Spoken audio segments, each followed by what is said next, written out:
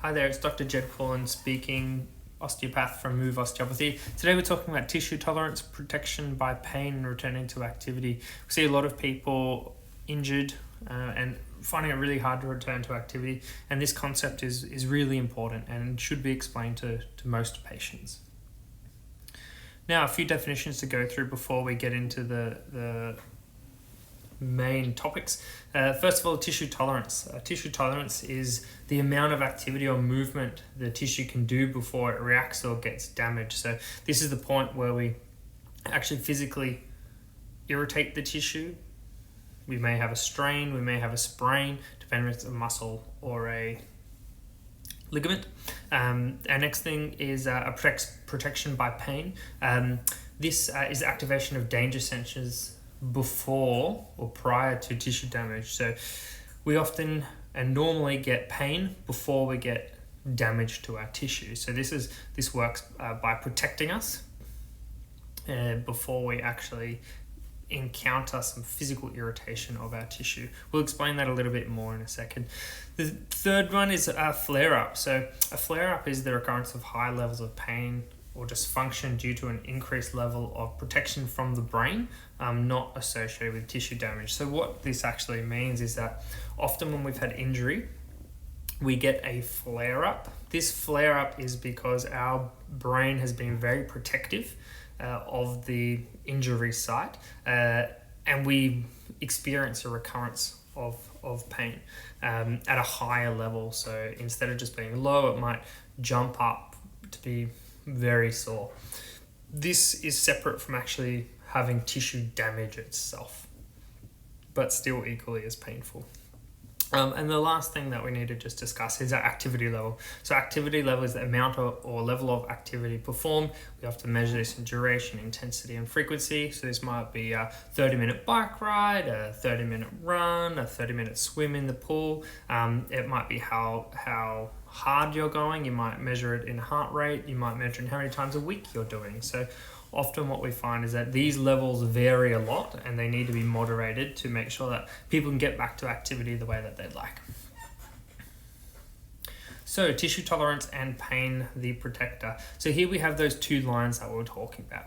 Tissue tolerance and pain, the protector. So we'll just go, before we get injured, we have this line here, okay? Tissue tolerance line, and we have our pain protection line. These are both very close together to each other. Right before we get tissue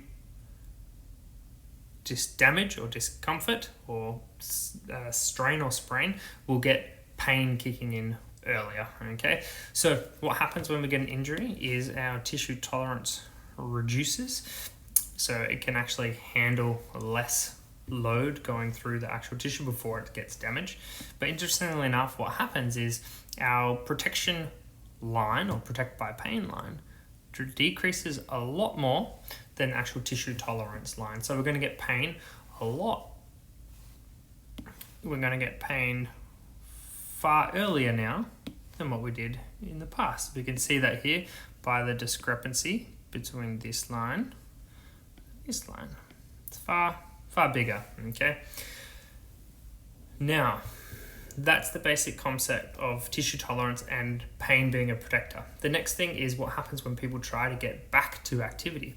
When people try to get back to activity, we often find that we have a flare-up line, okay? So that's this line here. Flare-up line is right in through here, all right?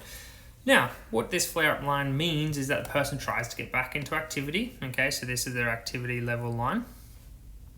So it's dropped. We initially have hurt ourselves, okay, so we dropped down quite a fair bit. Now we're trying to get back into activity, so we come up through here. We may feel a little bit of pain and discomfort, but because we're going too hard, too fast, and there's too much activity, we'll hit this flare-up line, and what happens then is that our activity typically comes down, and as this activity level comes down, our pain tolerance also comes down as well.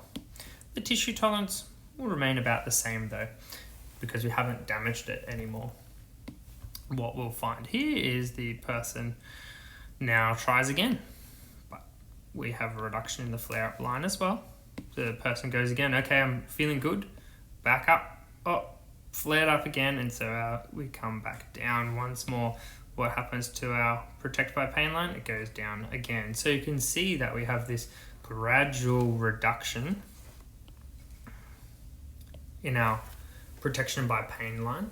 Now, if this goes on long enough, we might even get our tissue is now a bit weaker. So we might even get a reduction in your tissue tolerance. So you can see here this cycle continues on until our activity level gets very, very low. Okay, because whenever we try to do something, we start to get some level of pain. We're not getting tissue damage, we're getting some pain being evoked from our activity because we're doing too much too soon and we're hitting that flare-up line. Now, how do we kind of get out of this cycle? This is the classic kind of boom-bust cycle that we often see. So, returning to activity and avoiding boom-bust. Okay, so the boom-bust cycle is the up and down wavy pattern that we often see, as we saw in the prior slide. We do too much too soon, we hit the flare-up line, we come back down, and then we get pain again, and our pain is now is more sensitive, and so we get pain earlier with each activity that we do. Now here we can see again our tissue tolerance and our pain by protection line, but we have a flare-up line here. So as we noted before, there's a big gap between the two. Now, to sensibly get back into activity without doing a boom-bust sort of cycle, we need the activity level to come from here. And when it come up gradually, okay, we're not causing a major flare-up, but we may have a little bit of pain, okay. And then what we'll find is we'll get used to this pain, okay. We'll be able to tolerate it. It's not damaging, it's not causing any more issues. And we'll find that we'll slowly see an increase in our pain line.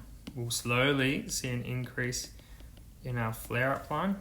And we will also see, if your tissue was not as strong, we'll also see your tissue increasing as well.